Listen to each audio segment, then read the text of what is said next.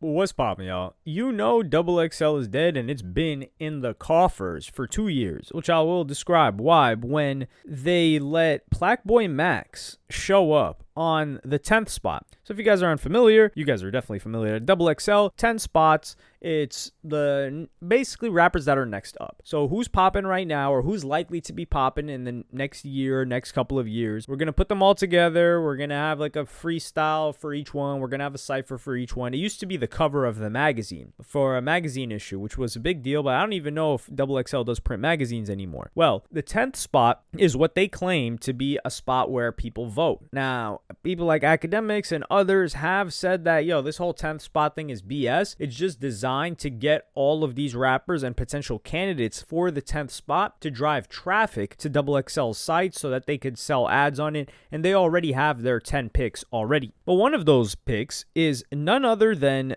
Plaque Boy Max. Yeah, I know. You guys are probably saying, Plaque Boy Max? What? Yeah, I'm saying the same exact thing. Now, granted, I have given Plaque Boy Max a ton of credit, a ton of respect for what he's done, and I really like the fact that this guy's core is music. Like, sure, he's doing the personality stuff. I would say he tries to avoid the drama stuff as much as he can, but he is the first streamer to get as big as he has gotten with music as his core focus. And everything, he just drives all that attention that he gets back into the music, whether it's his music or the music that he's a fan of in general, which is largely underground rap. But granted, this guy's got one rap song that we know about. Other than that, he's not really rapping like that. So it's almost disrespectful to put him alongside all of these other rappers, because let's just look at a couple of names on the 10th spot. Number one, it feels like they've got every single rapper that would even be on the list for the 10th spot. So I'm just going to go through some names that I know that you guys will probably like. Baby Kia, right? Like, that guy's the more like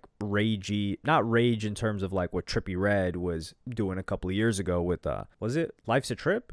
I forgot the album cover, but you guys know what I'm talking about. But this guy's more like kind of like metal inspired. Benji Blue Bills, that's the guy that was being blackballed by Cardi from performing at Rolling Loud. I know him. BLP Kosher, right? Like, we're like, okay, BLP Kosher blew up in the past year or two. You got EBK J-Bo. I've seen that guy on like streams. Dave Blunt's, he just worked with Ye.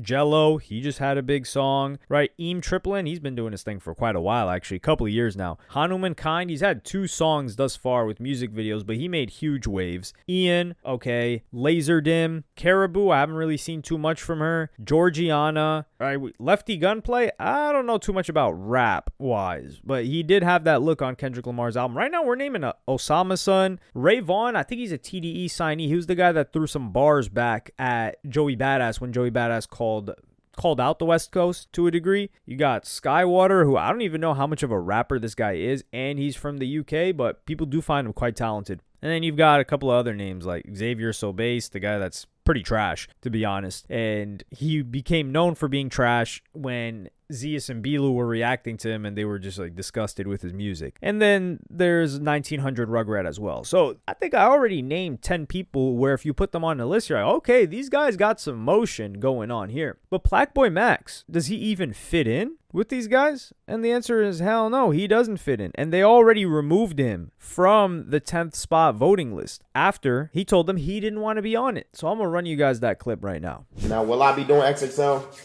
I'm not going to lie, no. Shout out to XXL though. And I'm not going to lie, it is an honor though, because, you know, came up. I was watching this shit. This shit was lit. Overly lit. You feel me? But I'm not doing that. I appreciate the love, especially because I've not dropped music this whole year. Like, I've never dropped a single. Like, so that just me.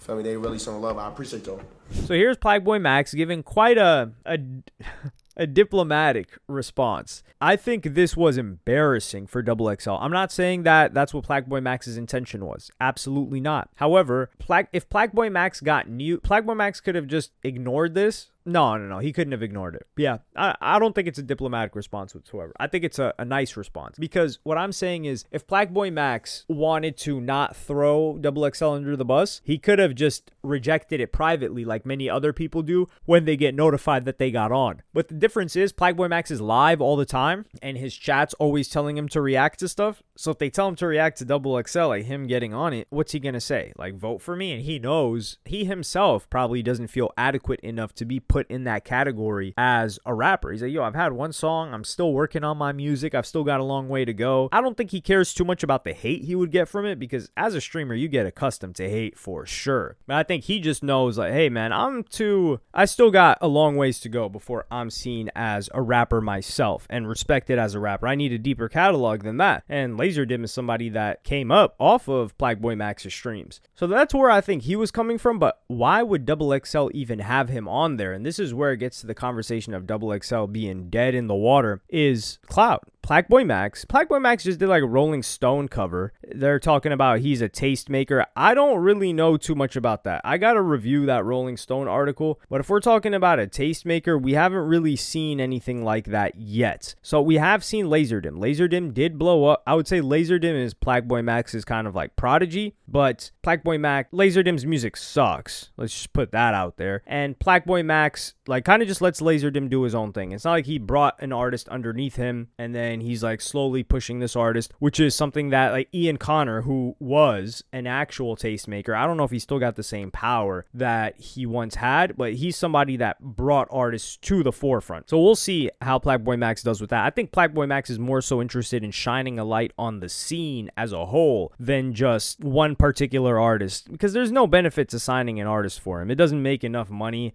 and it's not worth the effort that he'd put in and take away from his streams and his own music. But they want the attention from Plaque Boy Max's audience because it'd get them talked about again. For about 10 years, I would say, people have been talking about the XXL freshman list being whack or dead since 2016. Everyone looks at 2016 with this like rose-colored glasses, and it was for a lot of us like, whoa, this is a really, really dope freshman list, even at the time. But there was this gap in generation from 2010, 11, 12, 13, 14 freshman lists versus 2016. So a lot of people were saying like, yo, 2016 is whack. And that continued on for the next 4 or 5 years. But what continued was the attention that XXL was getting as well. So a lot of people were paying attention to XXL. It wasn't until I would say 2023 where we stopped paying attention. And that's how you know something really, really fell off. Because there used to be anticipations, there used to be fake lists that would be put out in January, and it would get so much hype and conversation around it. That doesn't happen anymore. When was the last time that you can remember that happened? 2 years ago, 3 years ago? And if we take a look at the XXL freshman list of 2023 and 2024, objectively, if we look at the names, they are pretty solid. Like, they've done a decently good job. Let's just look at 2024, right? We've got Big X the Plug, who is doing outstanding. He's got multiple hits under his belt. He's got a hit right now with the collaboration with the country artist. I think it peaked and debuted at number 4. I don't know if it's still in the top 10, but that's a year later. You got that Mexican OT. He's still doing his thing. Boss Man D-Lo. Rich Amiri, we don't really know what he's got going on right now, but he can come up. Scarlip, I think she's kind of dead in the water. Huncho, he had motion. Even this year, or towards the end of last year, he had motion. He was with like Sexy Red for a while. He was dropping music, but I think he's facing a lot of legal issues, which is holding him back. 4 Bats, I think he recently dropped a track after taking maybe 5 to 6 month break. You've got like a Maya the Don, which I think she's a New York pick. That's still coming up. Cash Cobain doing his thing, right? We're not going to say Cash Cobain fell off or anything. And then Skilla Baby. Skilla Baby, I don't really know what he's got going on. So this list wasn't necessarily bad. Like when you look at this year, you're like, okay, most of these people are still doing their thing and people are paying attention to them. But you probably couldn't even name these guys if I asked you to. And that's because you didn't care about the cover. Like the artists are doing well, but the cover is, you're not too interested in it. Or XXL. This is why if XXL were going to pivot, somebody's got to do like a XXL freshman class for streamers. So what streamers are going to pop each year? Now, I'm not saying XXL should do that because they're a hip hop publication, but somebody else does that, it would go crazy. Now, of course, you're not going to have all the people in the same room and stuff, but it would be a list that people follow up with. And even if we look at 2023, right, for XXL, I would say this is the first list that people didn't care about, didn't pay attention to, because 2020 was a good list. You had Finesse 2 times, Lola Brooke, Rob 49 is still doing well. He's got that What the Helly song, right? Friday, he's still doing his thing. Glorilla, she's got hits right now. Too Rare, I don't really know what he's got going on. Sleazy World Go was like a one and done. I haven't heard of that guy in years. Central C, he's had the biggest year so far this year. Boston Richie, he's been having the biggest year. He's behind bars right now, but he had a hit song this year, and this was 2 years ago that he was on the list. Tyler, not entirely sure what he's got going on. DC the Don was already like a shaky pick. I think there wasn't enough demand or I don't think there were enough rappers that they could pick from. DC the Don's always kind of been level, like slowly growing, but not necessarily falling off, but not breaking into mainstream or even sub-mainstream.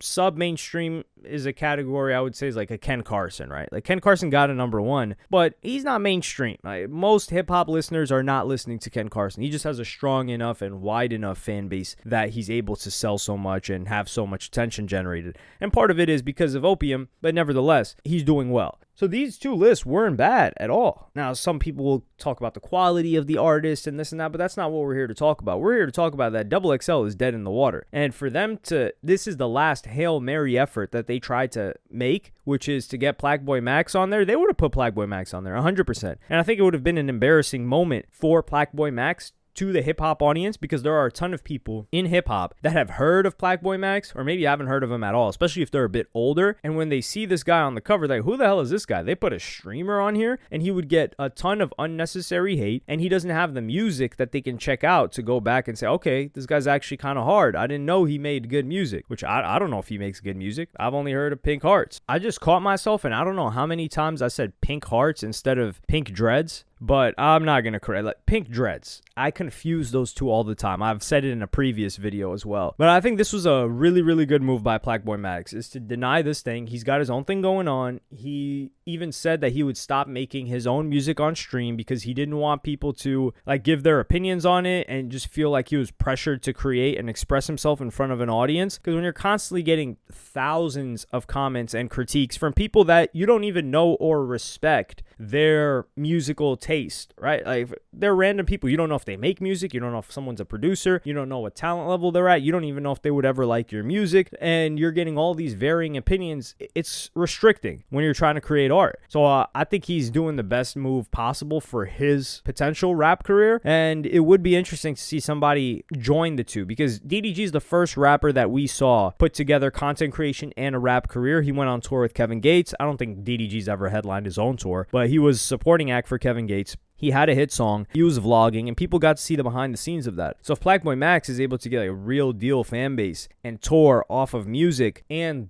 do the live streaming aspect of it as well, it would be revolutionary for the music and content game as a whole. So I'm interested to see how that develops. But let me know what you guys think in the comments. Like, subscribe, and hit the notification bell if you enjoyed. And I'm going to see you on the next one. Follow me on Twitter and Instagram. Go to helloyassine.com. Thank you for watching. Peace.